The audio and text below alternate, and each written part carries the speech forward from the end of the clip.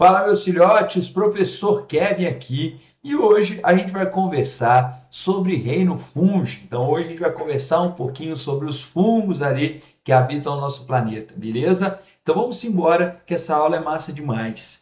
Galera, quando se fala, né, de reino fungi, o que eu preciso para ser incluso nesse reino, né? Então, o reino fungi, ele abriga os organismos primeiros, que são eucariontes, tá? Então, aqui você vai ter só organismo eucarionte, não tem ninguém procarionte. Lembrando que organismos eucariontes eram aqueles que tinham núcleo e que tinham organelas membranosas, certo? São caras que são heterotróficos, beleza? Então, não tem clorofila ali nele, ele não tem a capacidade de fazer fotossíntese, né? Por muito tempo se confundiu fungos, principalmente os fungos macroscópicos, né, com plantas, né? Então lá quando, por exemplo, Linneu criou a taxonomia, ele só criou a taxonomia com dois reinos, né? Reino vegetal e reino animal, certo? Que seria o reino vegetal, tudo aquilo que estava no solo e tal, que não se movia, e o reino animal, tudo aquilo que era animado, tudo aquilo que se movia. Linneu não tinha conhecimento sobre micro-organismos nem nada parecido, mas ele acreditava que esses fungos, né, de jardim eram parte ali do reino vegetal, certo? Então, por muito tempo ele foi colocado ali, né, como parte do reino vegetal, mas posteriormente a gente conseguiu diferenciar bem a estrutura celular, né, com o advento do microscópio, com o advento do aumento do estudo da citologia, da bioquímica, a gente conseguiu entender que o cara é bem diferente de uma alga, bem diferente de uma planta, né? E um dos principais motivos é justamente o fato do cara ser aclorofilado, né? O cara não tem nenhum tipo de clorofila, então ele tem um metabolismo heterotrófico, perfeito? Ele não tem o tecido verdadeiro ainda, então aqui você vai ter organismos que são unicelulares e pluricelulares, e você vai perceber que ele ainda não tem um tecido verdadeiro. Então a estrutura dele, de tecidual, a gente chama de pletenquima. Então o pletenquima é um conjunto de células do fungo, mas eu não posso chamar isso de um tecido propriamente dito, porque de fato ele não tem aquela característica de células que são parecidas morfologicamente, fisiologicamente, a ponto de se formar um tecido. Beleza? Eles têm uma capacidade de esporulação, então vários fungos acabam produzindo esporos. Os esporos servem também para a reprodução do fungo, então a reprodução do fungo tem a produção de esporos como uma parte dela, mas também os esporos eles são mais resistentes. Então, para condições que são negativas, para condições que são ruins, eles acabam produzindo esporos ali para auxiliar, né, a forma de vida deles. A reserva energética, né, de carboidrato que ele utiliza é o glicogênio, é a mesma reserva dos animais, tá? É um tipo de polissacarídeo, um tipo de carboidrato. Ele tem a fase sexuada e assexuada dele, então ele tem uma alternância de geração ali, em que ele pode multiplicar de forma assexuada as células dele, assim como ele pode fazer meiose, produzir os esporos e ter uma reprodução com troca ali de material genético, que a gente chama de reprodução sexuada, beleza?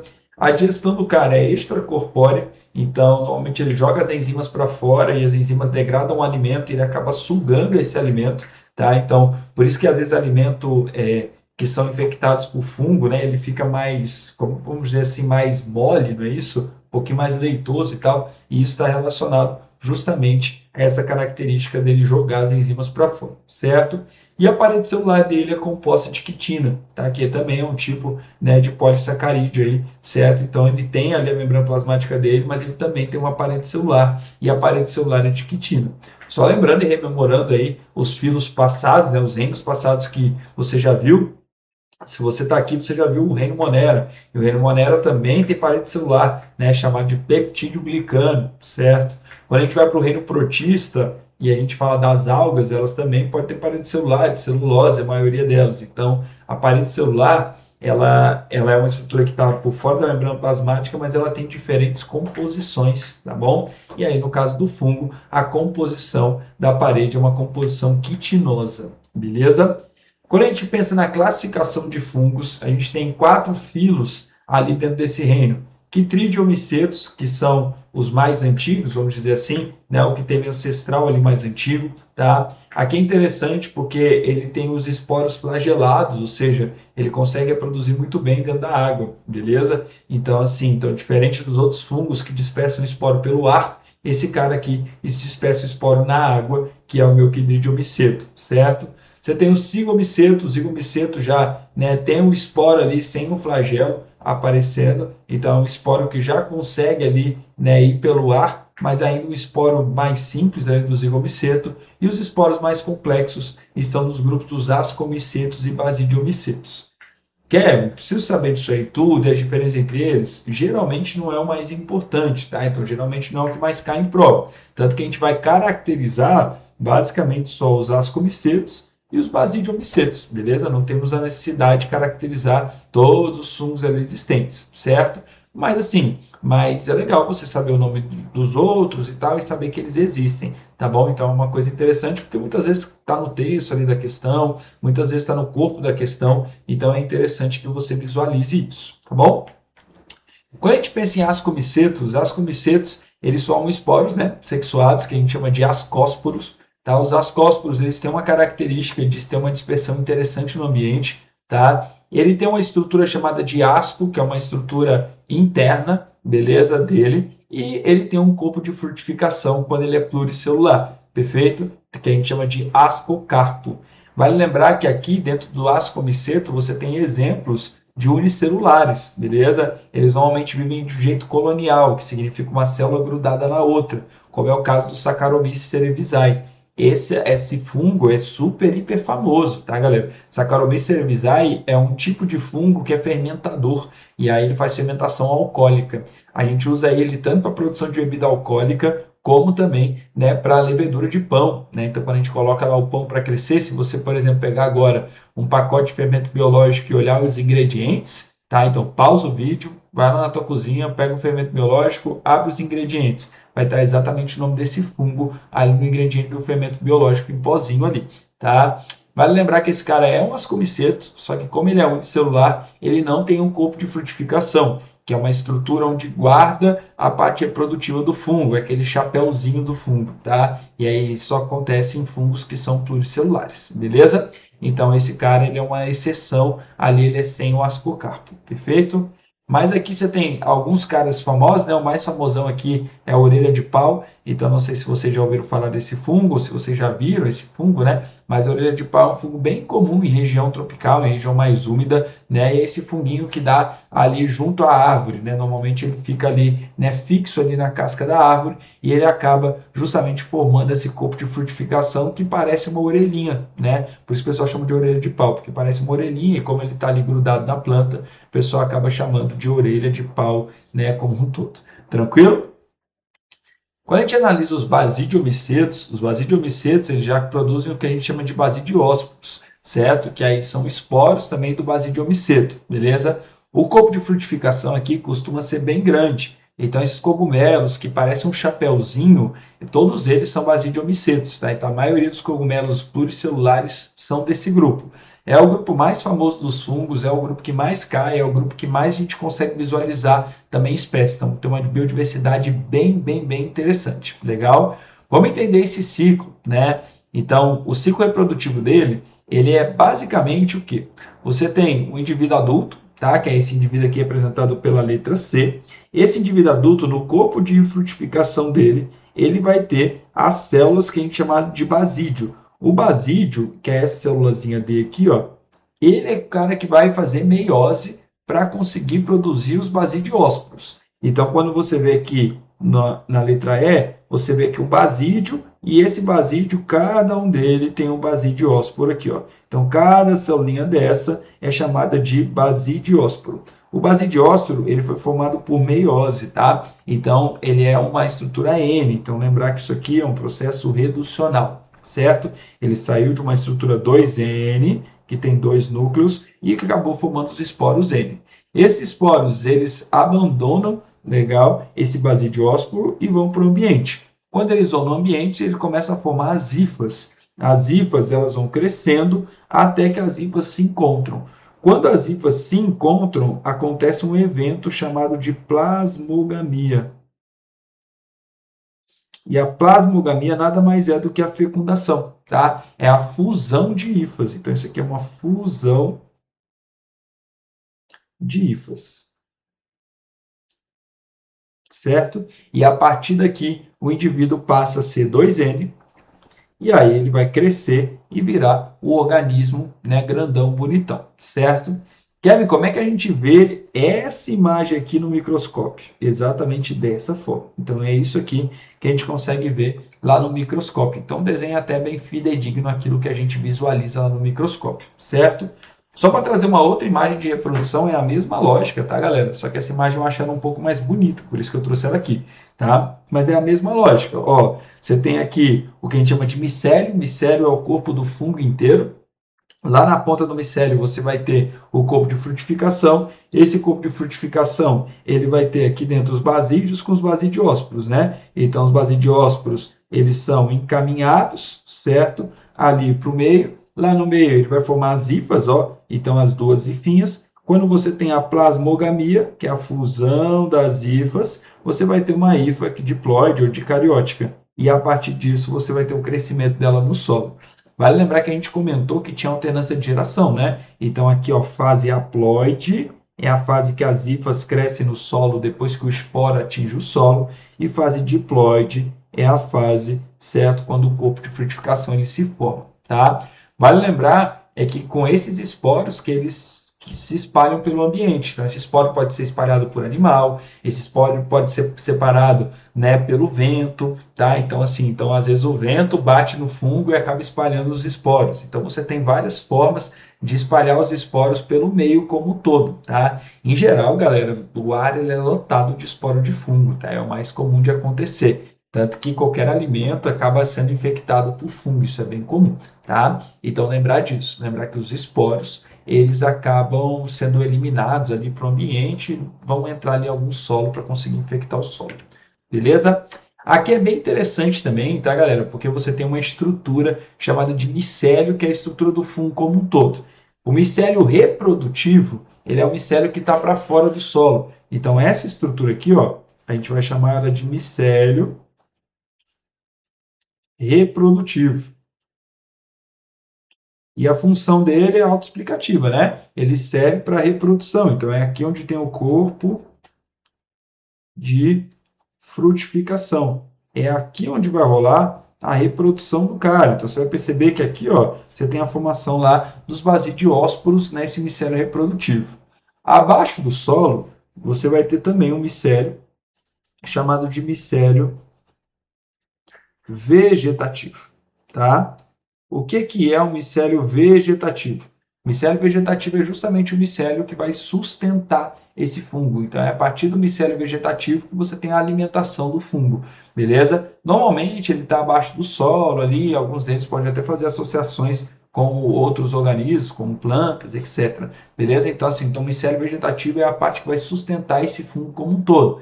A gente sabe que o maior organismo do mundo é o fungo, né? Então, esse micélio vegetativo ele pode de fato crescer muito ali por baixo do solo e pode gerar vários micélios reprodutivos diferentes. Então, às vezes, você tem uma interconexão ali de fungos embaixo do solo que é gigantesco, tá? Então, bem interessante, bem legal de a gente visualizar isso. Tranquilo?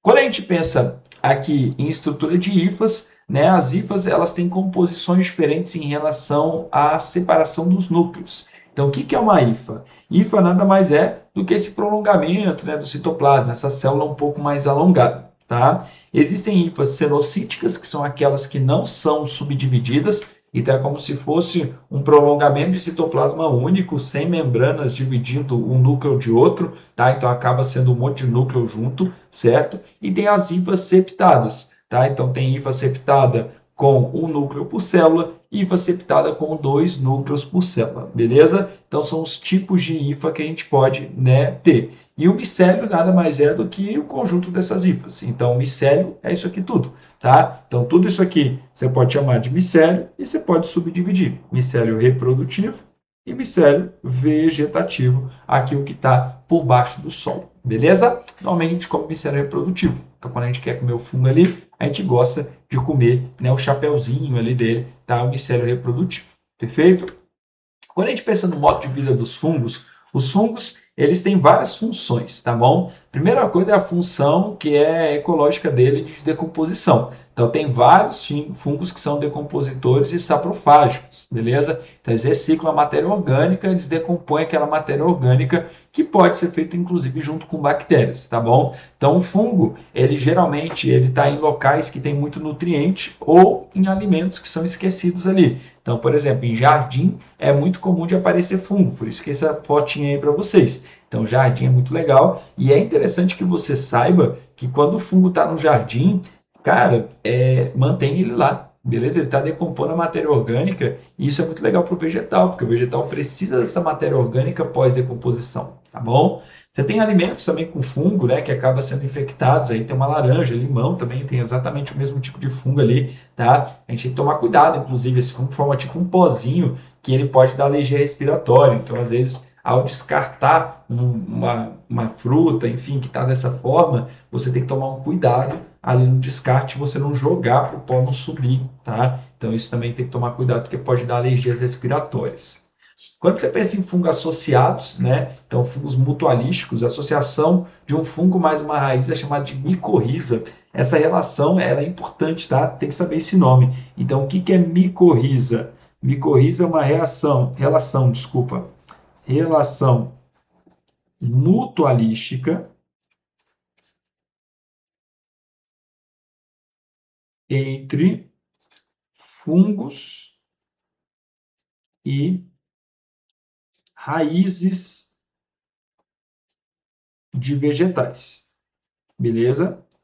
Ele acaba trocando favores com o vegetal, tá? Então o vegetal ele acaba, né, passando uma certa nutrição ali para o fungo, tá? Então ele dá açúcar para o fungo e tal, e o fungo acaba decompondo as estruturas do solo que fica disponível para o vegetal. Então você tem essa troca, né, positiva aí para os dois, tá? Mutualística mesmo, positiva para os dois, perfeito? Aqui no Brasil você tem muito, né, desse funguinho aqui próximo de pinheiro que produz, né, esse tipo de relação ecológica, mas em outros locais, aqui no Brasil em alguns locais também tem, tá? Você tem a formação de trufas. Trufas é uma micorriza, só que ela fica debaixo do solo, ela fica totalmente enterrada. E aí a trufa, para quem já comeu, sabe que ela tem um gosto bem forte, um aroma bem característico dela, então é utilizado normalmente na alta gastronomia. A alta gastronomia ama trufa, beleza? Só que achar trufa não é fácil, tá, galera? Pô, a trufa, ela fica no solo. Geralmente ela gosta de solo pobre, mais assim, então ela gosta de um solo mais calcário, mais alcalino, tá? Ela normalmente gosta de ambientes um pouco mais frios, tá? Você tem e mais úmidos, você tem maior proliferação dessas trufas. Só que elas estão enterradas. Então, para achar elas é muito difícil. Você imagina, você está no meio de uma floresta e aí como é que tu acha uma trufa, né? Então, antigamente o pessoal usava muito porcos, né? Então, os porcos eles sentem o cheiro, né? Ele é muito bom de olfato e a trufa ela solta um aroma bastante forte. A gente não consegue cheirar, mas os porquinhos conseguem, eles amam trufa. Então eles usavam porcos ali para coletar trufa, né? Então onde o porco começava a cavar, eles falavam, opa, pera lá, ali tem trufa, aí afastava o porco e pegava a trufa. Hoje em dia o pessoal usa muito cachorro, né? O pessoal treina o cachorro, tá? E aí não é tão fácil treinar o cachorro para isso, mas eles treinam.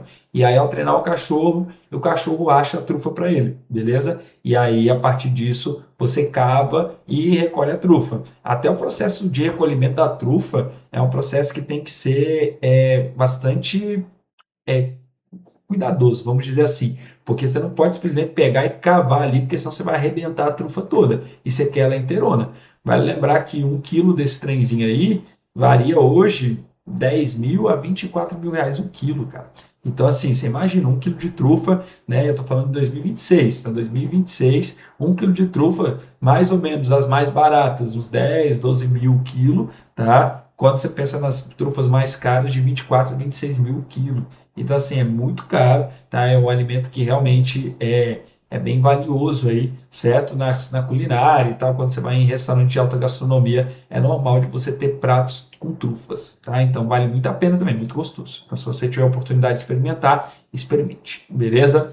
Tanto a trufa branca como a negra também, as duas são muito boas. Quando a gente pensa em líquens nada mais é do que uma associação, né, de alga com fungo, tá bom? Então, líquen é uma associação também mutualística, tá?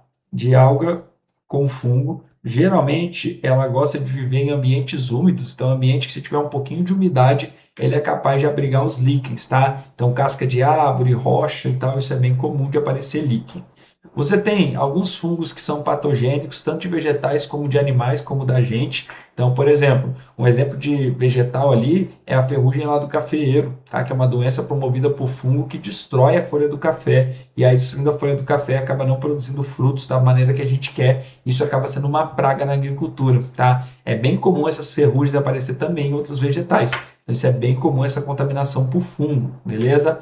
Na gente, a gente tem, né, o sapinho, né, como sendo, né, bastante famoso, beleza? Você tem ali a candidíase, né, que é o sapinho ali também, né, tanto na boca ali, né, como também na genitália, né, ele pode atacar. E você tem o pé de atleta ou a frieira também, que ataca bastante os dedos e tal. Isso aqui tudo, galera, principalmente quando se fala de pé de atleta e frieira, está muito relacionado a parte de umidade mesmo, né? Por isso que se fala tanto em secar muito bem o pé, né? Se você pratica algum esporte que usa tênis por muito tempo, é legal que você compre uma meia própria, tá? Então, é legal que você compre uma meia respirável, um tênis respirável, porque isso diminui a proliferação de fungos e diminui o risco de você ter uma doença como essa, que é uma doença tegumentar, beleza?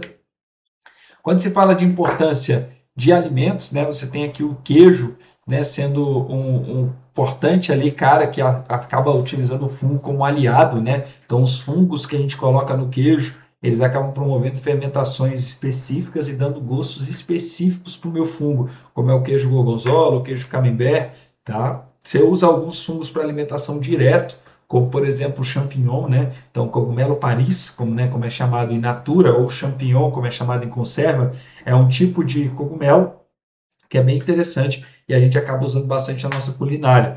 Mas além disso tem outros, shimeji, shiitake, né, são todos também basidiomicetos que a gente acaba utilizando aí na nossa culinária. Você tem a produção de pão, né, com a levedura, a gente já falou com isso lá nos ascomicetos, né? Saccharomyces cerevisiae, no fermento biológico, ela acaba produzindo, né, álcool e gás carbônico. Para crescer as massas, a gente usa muito o gás carbônico, né? Então, a gente quer o gás carbônico. Você vai perceber que se você deixar uma massa fermentando por muito tempo, ela vai ficando mais azeda, significa que ela está ficando mais alcoólica, tá? É claro que após você assar essa massa, o álcool vai evaporar e tudo mais, e aí você não vai ter mais a massa alcoólica. Mas a gente às vezes até usa, né, uma longa fermentação justamente para trazer alguns gostos diferentes, né, para a massa e além disso para permitir com que a massa fique um pouco mais leve, porque o fungo acaba degradando ali os carboidratos, trabalhando um pouquinho aquela massa para você e isso faz com que a massa ela realmente fique mais leve ali no nosso estômago, fique mais fácil ali para nossa digestão. Bebidas alcoólicas fermentadas, né? Então, quando você tem produção de cerveja, produção de vinhos, a gente usa também essa levedura, Saccharomyces cerevisiae. Você tem várias linhagens dessa levedura, o que faz muitas vezes com que a fermentação do álcool seja diferente, e aí produz bebidas alcoólicas que são diferentes, com diferentes gostos, com diferentes teores alcoólicos, com diferentes aromas, sabores. Isso tem a ver tudo com malte, com a levedura, com os materiais que você usa para cerveja, e lá no vinho também com a uva e tal. Tá? Então, assim, então você tem as características daquela matéria-prima que você está usando, e uma delas é a característica da levedura, a característica do fungo. Tá bom? Você tem medicamentos, né? Então, o primeiro antibiótico descoberto, né, foi por acidente, inclusive, né, foi pelo Fleming em 1928, e ali você teve o primeiro antibiótico chamado de penicilina, que veio de um fungo chamado de penicílio. Então, ele acabou deixando, né, um meio de cultura aberto, e aí, deixando esse meio de cultura aberto, né, ele não proliferou bactérias e ele achou aquilo curioso, porque geralmente o meio de cultura que fica aberto, ele acaba proliferando bactérias. E ele percebeu que esse fungo penicílio ele produzia, né, uma substância que impedia, né, com que a bactéria de fato se desenvolvesse naquele meio de cultura. E eles pensaram, poxa, se a gente pegar essa substância que esse fungo produz e aplicar isso para combater as doenças que afetam os humanos, será que funciona? E a gente teve o nosso primeiro antibiótico, que é a penicilina, vendida até hoje, tá, gente? Então, hoje a gente usa ainda a penicilina, bezetacil, né? É penicilina, e além disso, a gente usa penicilinas modificadas, amoxicilinas e entre outros medicamentos que também vêm da penicilina. Então, assim, é um antibiótico bastante famoso e bastante importante. que ele faz na bactéria? Degrada a parede celular da bactéria, tá? Então ele destrói ali, né, o peptídeo glicano bacteriano e com isso ele acaba destruindo a bactéria, tá? Então por isso que ele tem uma ação de tão amplo espectro, perfeito? Quando se fala de fungo também, a gente tem que tomar cuidado, não é todo fungo que a gente come, então tem que tomar cuidado. Às vezes lá no jardinzinho aparece um fungo ou outro, não necessariamente eu posso encostar e levar a boca. Então tem fungos que são muito tóxicos, como por exemplo os fungos do gênero Amanita. Então os fungos do gênero Amanita eles são muito famosos, tá bom? E tem vários que matam. Então, por exemplo, 50 graminhas desse fungo mata uma pessoa, tá? Então assim, então você percebe que pouco daquele fungo ele pode matar a pessoa. Então são fungos bem perigosos. Outros fungos são alucinógenos, por exemplo, esse é o fungo do Mário, né? Amanita muscarina. Então é um tipo de fungo que tem muito psicobilina e ele acaba sendo bastante alucinógeno, né? Esse outro também, né, que é o psilocybe, ele é muito alucinógeno, a ponto muitas vezes de deixar danos nervosos que são permanentes. Então às vezes o cara vai lá e acaba consumindo esse fungo, acaba consumindo uma quantidade desse fungo aí e isso acaba, né, realmente afetando o sistema nervoso de uma forma irreversível. Então tem que tomar muito cuidado, tá, galera? Então quando se fala de chá de cogumelo, consumo de cogumelos, hoje em dia, inclusive, usado para pesquisa, para tratamento e tal, mas tem que tomar muito cuidado com a dose utilizada, né? Então, a gente tem danos ali nervosos que podem ser severos, a gente está consumindo uma toxina. É igual remédio, pô, você consome remédio, você tem a remédio é uma toxina, se eu tomar remédio demais, acaba danificando meus sistemas. E a mesma coisa é quando se fala de drogas, seja lícita, seja ilícita, perfeito? Então, o consumo de drogas, ele depende muito da quantidade. E aí, muitas vezes, o desconhecimento sobre o fungo, sobre a toxina que ele produz, pode trazer danos que são irreversíveis e você vai ter que carregar para o resto da vida. Então, tem que tomar muito cuidado, beleza? Você tem também esse fungo aqui, ele ficou bastante famoso, porque é dele que a gente extrai o LSD, né? Então, assim, o LSD é bastante interessante, porque ele é uma droga sintética que acabou, né, se disseminando no mundo pra caramba, certo? E aí você é uma droga laboratorial, mas você acaba extraindo, certo? Ali a partir desse fungo. Então, a partir desse fungo você consegue extrair, né, esse LSD lá no laboratório, tá bom? E galerinha, né, alguns deles contaminam grãos de trigo, como acontece com esse fungo aqui, também é famosão, né, porque ele acaba destruindo o trigo como um todo, ele fica bem nojentão ali, certo? Você tem bolor de pão, que é um tipo, né, de fungo também, então tanto aquele bolor de parede como o bolor que tem no pão, ele é um tipo de fungo que também é terrível, certo, queridos? Porque, enfim, porque infecta, tem muito no ar, né, e acaba infectando muito fácil, né, os alimentos nossos. Por isso que às vezes você está num lugar úmido, você deixa um pão ali fora da geladeira, um tempinho mesmo, pouco tempo, ele acaba sendo contaminado em bastante escala. O que o pessoal da indústria faz para não contaminar o pão que está no mercado? Eles fecham um pão numa área, vamos dizer, segura, né, num ambiente controlado, para que os esporos não entrem naquela embalagem. E aí ele deixa essa embalagem fechada até que você compre, né, aquele pão. Quando você compra e abre, você acaba entrando em contato com ar, com a mão, com várias coisas, e aí isso acaba contaminando aquele pão com fungo. Quando tiver pouco fungo, não tem problema. Mas quando começa a aparecer esse fungo, né? Quando começa a aparecer os bolores, significa que já tem colônias de fungo ali, e aí não é legal consumir o alimento. Mesmo que você tire aquela parte do bolor, tá, gente? Tem gente que fala assim, só tirar um pedaço do bolor ali do pão e comer o resto. O resto vai estar infectado também. Então, assim, então tem que tomar um cuidado. Às vezes, se você tiver um estômago um pouco mais sensível e o intestino um pouco mais sensível, isso pode fazer bastante mal, beleza? E cuidado com os fungos bonitos, tá bom? Tem vários fungos bonitos, como esse aí eu achei ele lindo, né? O Amanita panterina, né? Ele é lindo, mas ele é um cogumelo extremamente tóxico. Então, cuidado, tá? Que eles têm muitos cogumelos lindos, muito bonitos, muito chamativos, tá? Mas eles são muito tóxicos. Então, tem que tomar cuidado na hora de encostar, na hora de manusear, certo? Para você não manusear o fungo e às vezes ficar colocando, né, com a mesma mão, ali sem lavar, né? Ficar colocando alimento na boca, ou até mesmo dar uma mordida num fungo desse aí por curiosidade. Tem que tomar cuidado, porque tem muitos que são muito tóxicos, beleza?